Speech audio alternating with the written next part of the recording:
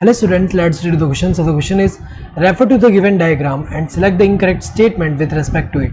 यहाँ पे एक डायग्राम दिया है, इसको देख के बताना है कि इनमें से कौन सा स्टेटमेंट इनकरेक्ट दिया है रिगार्डिंग दिस डायग्राम.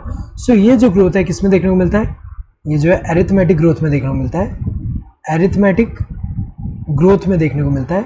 सो अगर हम देखें इसमें होगा क्या, जैसे यहाँ पे जो सेल है, ये वाला सेल जो है कैपेबल है डिवाइड होने के लिए, तो जब डिवाइड होगा तो दो डॉटर सेल बनाएगा. एक क्या होगा यहाँ पे, ये कैपेबल होगा डिवाइड करने के लिए, दूसरा वाला जो है वो डिफरेंशिएट होकर मैच्योर हो जा रहा है. यहाँ पे अगर हम देखें तो ये अगर हम देखें जैसे ये वाला है तो ये डिफरेंशिएट होकर मैच्योर हो चुका है यहाँ पे, एंड यहाँ से इससे जो डिवाइड होगा तो दो डॉटर सेल बनेगा, एक कैपेबल होगा डिवाइड करने के लिए, दूसरा जो है वो डिफरेंशिएट होकर मैच्योर हो रहा है. अगेन ये जो कैपेबल है ये डिवाइड होकर दो डॉटर सेल बना रहा है, एक कैपेबल है डिवाइड होने के लिए और दूसरा जो होगा उसका क्या होगा, डिफरेंशिएट होकर मैच्योर हो रहा है. तो यहाँ पे अगर हम देखें ऐसा टाइप का जो होता है इसको हम एरिथमेटिक ग्रोथ बोलते हैं. और यहाँ पे ग्राफ अगर प्लॉट करें, जैसे यहाँ पे हाइट ऑफ प्लांट और यहाँ पे क्या है, टाइम है.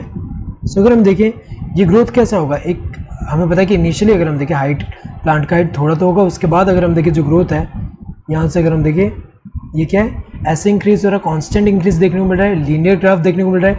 सो यहाँ पे अगर हम ग्राफ इक्वेशन बनाए तो ये क्या होगा, L T equals to L naught plus R T, जिसमें एल टी क्या है, length at time T, L naught क्या है, length at time zero, R क्या है यहाँ पे ये ग्रोथ रेट है या फिर कह सकते हैं elongation per unit time, T क्या है, टाइम है. तो अगर देखा जाए ऐसा देखने को मिल रहा है. सो यहाँ अगर हम देखिए बताना है कि कौन सा इनमें से इनकरेक्ट है. पहला it refers to arithmetic growth, तो ये तो करेक्ट दिया है, हमें बताना है कौन सा इनकरेक्ट है, तो ये तो नहीं है. It is represented by the equation L T equals to L naught plus R T, तो ये भी सही दिया है, ये इनकरेक्ट नहीं है क्योंकि ये इक्वेशन से रिप्रेजेंट होता है.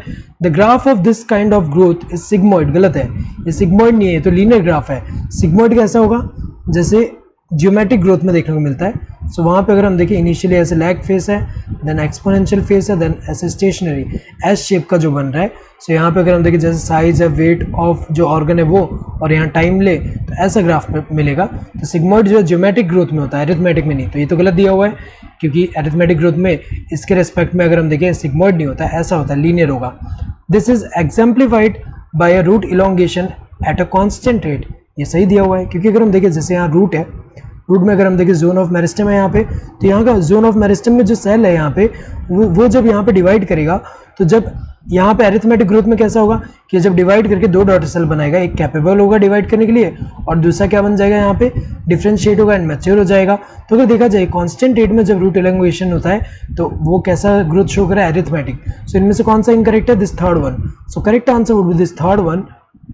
Hope you understood the question. Thank you and all the best.